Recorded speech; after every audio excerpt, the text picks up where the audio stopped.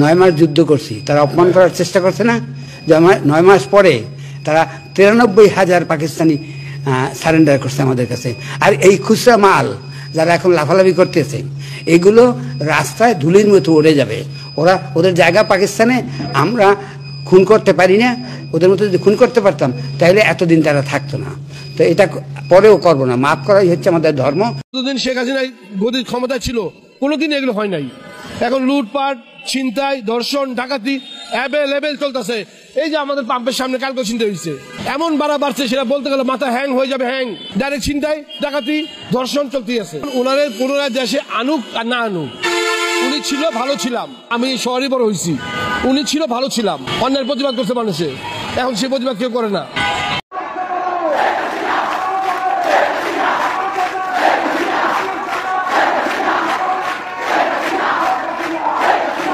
রাজনীতিতে আওয়ামী লীগের ফিরে আসার বিষয়টি ক্রমশ উজ্জ্বল থেকে উজ্জ্বলতর হচ্ছে এবং এটা নিয়ে যত অনিশ্চয়তা ছিল সকল অনিশ্চয়তাগুলো কেটে সম্ভাবনার যে দ্বার আওয়ামী লীগের রাজনীতির, সেটি ক্রমশ উন্মুক্ত হতে চলেছে।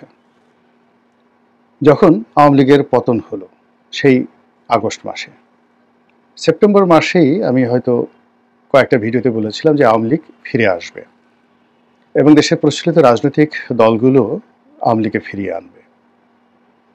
আমি অনুমান করেছিলাম যে আওয়ামী লীগের সঙ্গে জামাতের একটা বন্ধন তৈরি হবে এবং জামাতের একটা গ্রিন সিগন্যাল থাকবে, সঙ্গে সঙ্গে সরকারেরও গ্রিন সিগন্যাল থাকবে এবং সেটা নিয়ে আওয়ামী লীগ মাঠে নামবে। অন্যদিকে জামাত বিরোধী যে ইসলামী সংগঠনগুলো, তারা বিএনপির সঙ্গে থাকবে এবং হাড্ডাহাড্ডি লড়াই হবে রাজনীতির ময়দানে। এখন পুরো বিষয়টা এলোমেলো হয়ে গেছে। এক পক্ষ মনে করছে যে জামাতের সঙ্গে আওয়ামী লীগের সম্পর্ক তলে তলে হয়ে গেছে, আর অপর পক্ষ মনে করছে যে বিএনপি মূলত ভারতের পরামর্শে আওয়ামী লীগকে একটা ওয়াক ওভার দিচ্ছে বা আওয়ামী লীগকে একটা সুযোগ করে দিচ্ছে। ঘটনা যাই হোক না কেন সেটি নিয়ে আরেকটু পরে আলোচনা করব, কিন্তু ইতিমধ্যে যে লক্ষণগুলো আমরা দেখতে পাচ্ছি সেই লক্ষণগুলো নিয়ে কিছু কথা বলা আবশ্যক। প্রথম লক্ষণ হলো ঢাকার রাস্তায় আওয়ামী লীগের ঝটিকা মিছিল, একাধিক ঝটিকা মিছিল। গোপালগঞ্জে বঙ্গবন্ধুর মাজারকে কেন্দ্র করে সেখানে বিপুল সংখ্যক নেতাকর্মীর শপথ গ্রহণ এবং পুরো গোপালগঞ্জ জেলা সেই আওয়ামী লীগের পতনের পর থেকেই ব্যতিক্রমী আচরণ করছে। সারা বাংলাদেশে একরকম আর গোপালগঞ্জের দৃশ্য আরেক রকম।